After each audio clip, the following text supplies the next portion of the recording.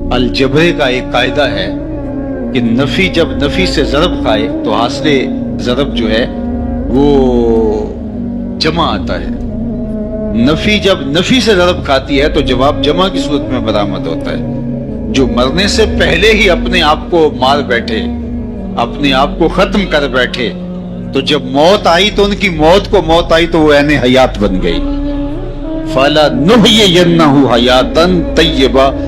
پھر سنیے، فطرت ہستی شہید آرزو رہتی نہ ہو، خوب تر پیکر کی اس کو جستجو رہتی نہ ہو. موت کو سمجھا ہے غافل اختتام زندگی، یہ ہے شام زندگی صبح دوام زندگی. تو یہ حقیقی زندگی ہے جس زندگی کا روپ اللہ تعالیٰ اپنے ان بندوں کو عطا فرماتا ہے. تو یہ حیات نور ہے جو اللہ ان کو نصیب فرماتا ہے. اس لیے یہ ذہنوں میں خوشبو بن کے زندہ رہتے ہیں، خیالوں میں یاد بن کے زندہ رہتے ہیں، دلوں میں دھڑکن بن کے زندہ رہتے ہیں. ان کے نقوش کبھی بھی مدھم نہیں ہوتے. دنیا کے اوپر بادشاہوں کے نام مٹ جاتے، ان کے تذکرے نہیں مٹتے. میں آپ سے پوچھتا ہوں، جس زمانے میں میرے حضور تشریف لائے تھے اس زمانے کے خاقان کا نام کیا تھا؟ عالی مرتبت علماء کرام اور تاریخ کے طالب علم اس کے علاوہ شاید کوئی بھی جواب نہ دے سکے. اچھا میں پوچھتا ہوں، جس زمانے میں میرے حضور تشریف لائے تھے اس دور کے کیسر کا نام کیا تھا؟ اس دور کی سپر طاقت کا پاورفل حکمران.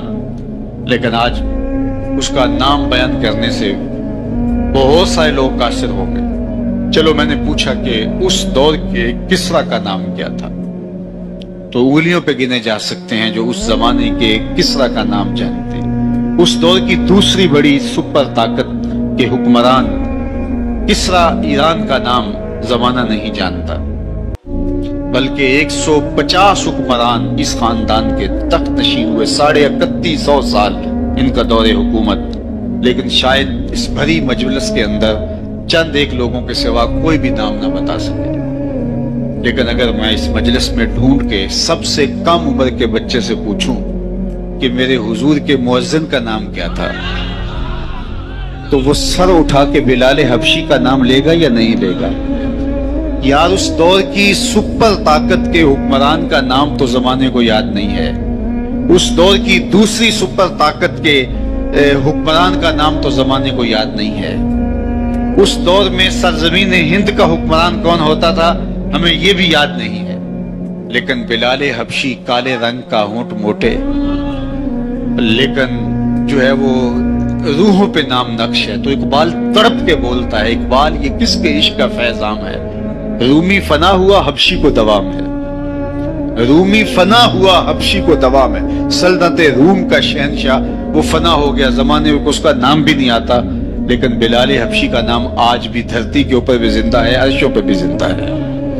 تو یہ ہے حیات طیبہ کا روپ. اس لیے ہمیں اس زندگی کو اس طرح گزارنا ہے جس طرح ہمارے رب نے گزارنے کا حکم دیا. اگر اس طرح اس زندگی کو گزاریں گے تو پھر ہم مرنے کے بعد بھی زندہ ہوں گے، ورنہ ہم دنیا کے اوپر رہ کے بھی مردہ قرار پائیں گے. اور دوسرا، ہماری زندگی انسانوں کی زندگی نہیں ہوگی بلکہ حیوانوں سے بھی بدتر ہوگی. اولئک کالانعام بل ہم اضل. فرمایا یہ چوپایوں سے بھی بدتر ہیں. یعنی انسان ہیں، اشرف المخلوقات کہلاتے ہیں، ہوش و حواس، فہم و ادراک، بولنے کہنے کا سلیقہ سب موجود ہے، لیکن مقصد زندگی سے غافل ہونے کی وجہ سے چوپایوں سے بھی بدتر ہے. اللہ اکبر.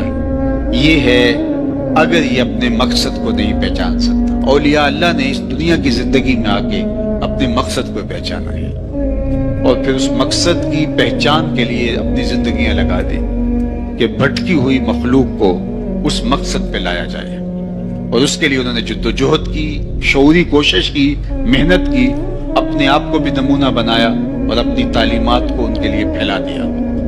اور آپ دیکھیں کہ اولیاء نے پھر جہاں گئے وہاں شعور کا نور بانٹا، وہاں اجالے بانٹے، وہاں روشنیاں بانٹے. اور اولیاء کا فیضان نسلوں تک پھر منتقل ہوتا ہے. میں اور آپ اگر اپنے نسب نامے دیکھیں تو 5ویں پشت میں نہیں تو 7ویں پشت میں، 7ویں پشت میں نہیں تو 8ویں پشت میں، یا بچن لال आबा अजदाद में आएगा या फिर मंगल सिंह आएगा। यहाँ कोई पैगंबर नहीं आया, सूफिया आए थे जिन्होंने आके हमारे आबा अजदाद को दीन सिखाया, दीन पढ़ाया।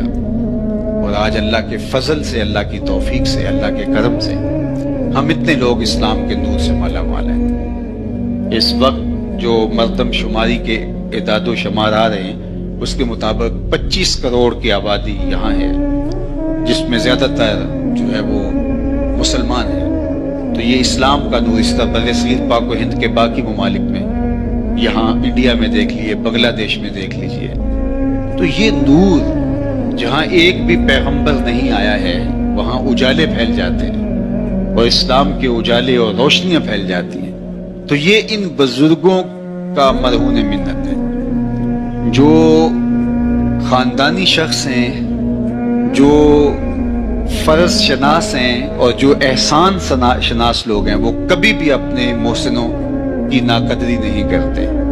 चूँकि बुजुर्गों के तवस्सुत से इस्लाम का नूर इस खित्ताए हिंद को नसीब होता है, इसलिए यहाँ का अगलब जो तबका है वो शुक्रगुजार है बुजुर्गों का और अहलुल्लाह से अकीदत का रिश्ता मुस्तहकम किए हुए हैं। और ये मुस्तहकम रिश्ता ही उनके ईमान की हिफाजत का सबब और जरिया है। अल्लाह अकबर। अगर तारीख पढ़ें तो ये बुजुर्ग थे जिधर से गुजरते गए इस्लाम का नूर बांटते चले गए। मैं ये भी कहता हूं कि जितनी लंबी तकरीरें हम कर रहे हैं, इन बुजुर्गों ने इतनी लंबी तकरीरें भी नहीं की, बस इनकी खामोशी ही दीन बांटती रही। क्योंकि जो अहम चीज होती है वो किरदार होता है। हजरत शाह नक्शबंद बुखारी अलैह रहमा फरमाते हैं, जिस शख्स की खामोशी फायदा नहीं देती उसकी तकरीर भी फायदा नहीं देती। मतलब क्या? जिसका किरदार असरअंदाज नहीं होता उसकी गुफ्तार असरअंदाज में नहीं होती। जो गुफ्तार दिल की अथाह गहराइयों से ना निकली हो वो तितलियों की तरह हवाओं में उड़ जाती है और तहलील हो जाती है। और जो दिल से निकली हो, फारसी वाले कहते हैं दिल खेजत पर दिल रेजत, जो चीज दिल से निकलती है वो दिल में उतरती है और घर कर जाती है। और हमारे असलाफ की थोड़ी गुफ्तगू भी दिलों में घर कर गई। और आज मुख्तलिफ चैनल्स पे देख लीजिए, सोशल मीडिया पे देख लीजिए और हमारे लाइव इज्तिमाआत देख लीजिए, इतनी तकरीरें तो माजी में कभी नहीं होती थी, लेकिन आज सिर्फ गुफ्तगू और तकरीरें रह गई, अमल मफकूद हो गया, इसलिए कि ये हलक से ऊपर ऊपर है। असर अंदाज जो होता है वो किरदार होता है। मेरे और आपके आका मौला हुजूर खत्मुल मर्तबत सल्लल्लाहु अलैहि वसल्लम की जिंदगी के 63 बरस आप देखिए, 63 बरस हुजूर की जिंदगी के, और 40 साल हुजूर ने ऐलान नबूवत ही नहीं किया। आखिरी 23 साल हुजूर ने तबलीगी जुद्दोजहद की है और उसमें भी हुजूर के